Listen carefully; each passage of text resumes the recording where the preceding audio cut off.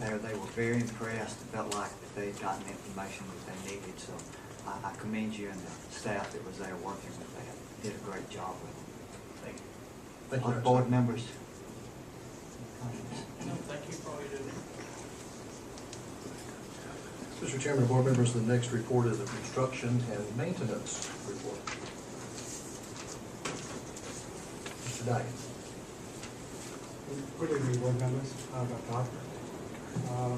I guess we are on the third base, talking about baseball at Bartow Middle School. Last 20 yards in football, talking about football, past the blue line, in hockey, or whatever other sports, and D in basketball. We're there, trying to get the final push to make sure that we finish the building in time to receive all the furniture that we have to bring in and open the school in August. So we're there. As you see the next page, all the buildings are dried in, roof is complete, all the work has to be done under the roof now, so the contractor can bring in more resources that they need. The contract amount is $23,652,000. We will get that project under that price for right now, that I think for sure. Okay? And we are holding about $1.2 million as retainage from the contractor too at this time. So just want to let you know. See some pictures of your Bartow Middle School. These are 127. I'm sorry, these are not the latest ones, but these are the latest I had. So I got to put the last ones. But you will see the green roof on the front building too right now too, and going quite well. Actually, I'm taking Dr. Kanakal and two of his administrators on Friday for a walk over there so that they can actually go through and see what it will be.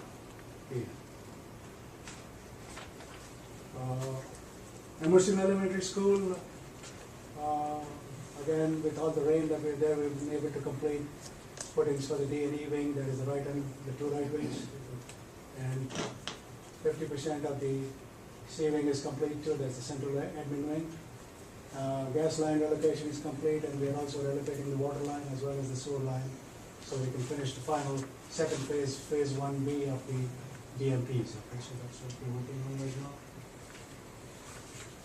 And you see some pictures over there. These are the latest ones. I got them just yesterday, so actually last Friday, so Lynn was kind enough to put them in for us for today's presentation. South Central Middle School band room addition. Bids were received on 3/5/2013, that is last week, and recommendation to select a contractor is in the package. I'll have the contract for next Monday for you to sign up. Yes.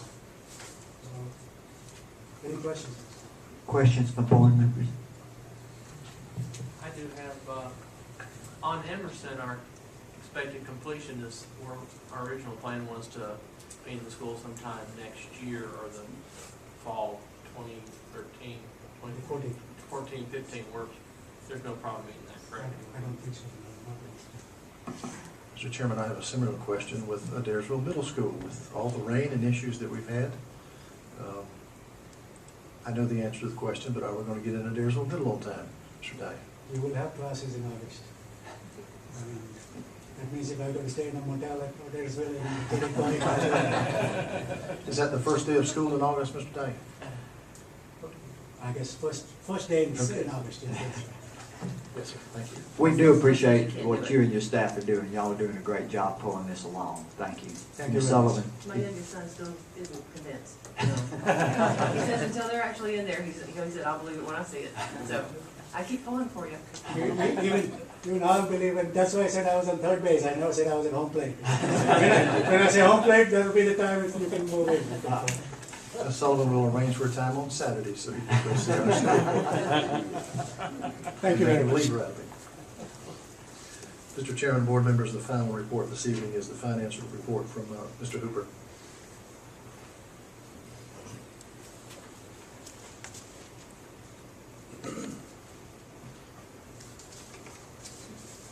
Time changed this weekend, and just like the rest of the whole year, it's flying by, and here we are almost to the end of the year.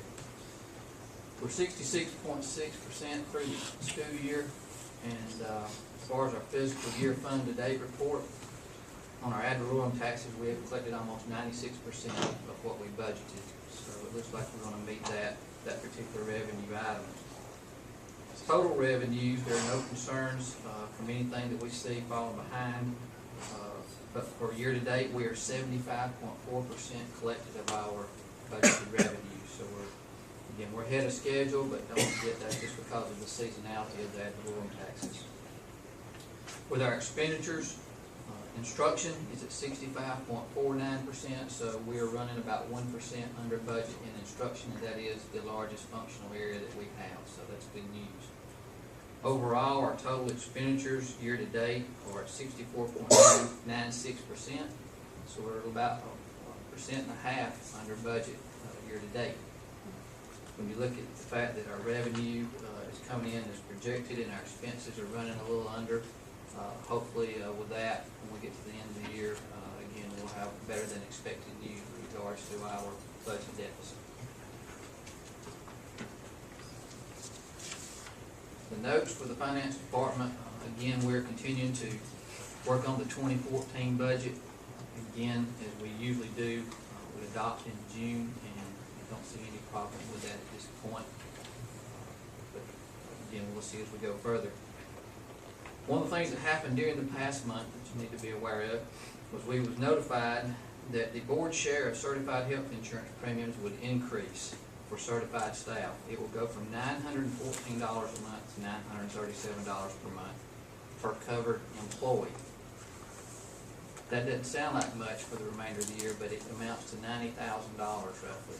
So that was announced in the governor's supplemental FY13 budget, and that's about a teacher and a half if you were to put a face on it. These are not just numbers, these are faces at this point. Good news is we have our fiscal year 12 audit completed. That was performed by Williams and Company CPAs, a local audit firm here in Bartow County. They're here with us tonight, and they'll present a short report on their findings. But I'm proud to tell you that there are no findings. So I went back the other day and shared with Dr. Harper. I don't recall from anything I've seen that we have ever had a report on no findings. So I think that is great news. What I wanted to do, though, is say I commend the many employees of our school system who work so hard all year long to work within the regulations, the rules, and guidelines of our financial operating system to make this happen. It isn't just the people in the finance department that make this happen. Principals' oversight of school activity funds, bookkeeper performance of their duties in a timely manner, purchasing, curriculum, maintenance, and transportation all make large purchases within the bidding guidelines. Teachers even have to have approval prior to their purchases. The program directors, along with nutrition staff, follow federal guidelines in their financial operations, along with others who have contributed to this success. And I personally, as the CFO, want to thank all of them. An audit report like this does not just happen by getting debits and credits correct. It also reflects employee respect for the financial processes that are performed daily. And in consideration of the difficult economic realities we face in the educational community, along with continued cuts that we continue to face, I feel the staff of Bartow County Schools is to be commended for continuing to provide an exceptional level of education with the dwindling financial resources that we have experienced. And I don't say that lightly because, again, we can put reports together, but as they come in and audit, you can't just go paint a wall and make it look better. It is what it is from day to day, so these people all deserve a special commendation for what they do to make our job easier when it comes to the audit report. With that, I'll turn it over to Williamson and Company, and Mr. Lloyd Williamson to come up. I'll let him speak to what he found. Well, we appreciate y'all allowing us to perform the audit for the county, and we went over this report this time of the year. I lose track of the days of the week, but we've gone over this, and during the process of the audit, we're always conversing with the audit staff and talking with them. We're looking at a lot of. Didn't mean that we didn't find anything. We had some recommendations. We've gone over that, but nothing material was found. We do have some recommendations, just minor tweaks here and there. The financial report consists of 3 audit reports. We do have an audit report on the independent audit report, And I believe you have a copy of all this, and once you accept it, these are open for public inspection, records, and they'll be uploaded to the Department of Audits within the next day or two. The process will start on that. You have the independent auditor report on page 1. It is an unqualified is a clean opinion. That means we've found, and I don't think, we've looked back at the number, I don't think we've ever received a qualified report. So this is just jargon that we use. Then ourselves, you've got qualified, unqualified, you've got disclaimers, you know, all this, but you would have a clean opinion. It's a good report. Then you have the single audit report on page 49, and then you have a report on internal control on page 47. This is a 53-page report condensed down from thousands of lines of financial data.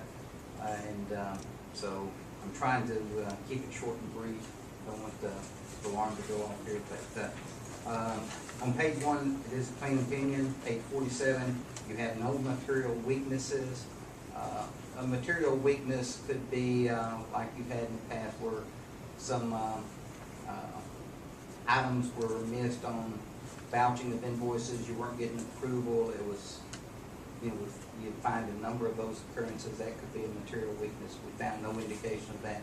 We pulled a lot of invoices just checking for procedures, are they being followed, and we found no instance of procedures not being followed throughout the system. On page 14 also, even in today's economic, you know, the way it's been running for the last 4 or 5 years, the school was able to increase capital investments by net assets increased by roughly $5 million. Doesn't mean that you've got $5 million that you found. A lot of these are just like you saw in the construction. You've got a lot of construction going on. I was sitting here looking at that and I'm thinking, I went to Pine Law years ago, and that little school compared to what's going on nowadays is it's amazing what's going on right here. I didn't, going up to Adairsville, I didn't even realize I had to drive by over there. And that 6 months ago, we looked at Clear Creek, I didn't even realize there was a lot going on up there. It's really growing. Page 15, property tax collection, we're flat. We're always looking at, one of the things we do, we look at the prior year, we look at the current year, we ask why there was a change. Everywhere we go, property tax are real flat. So the school board's no different, you're real flat. And we're talking about some of the things that are expected for the current year. So our expectations for the current year is for collections to be about the same as what they were. So we come up with some assumptions that we're expecting to see, and if our assumptions or guess that we're expecting to see changes, then we have to ask why. Why did it go way up? We're expecting it to be down, we're expecting it to be flat. So then that's where we ask Todd now, why did your revenue not meet our expectations? On page 18, federal revenues decreased. This has hurt a lot of the school systems. Revenues from federal government and from state governments, less is coming in.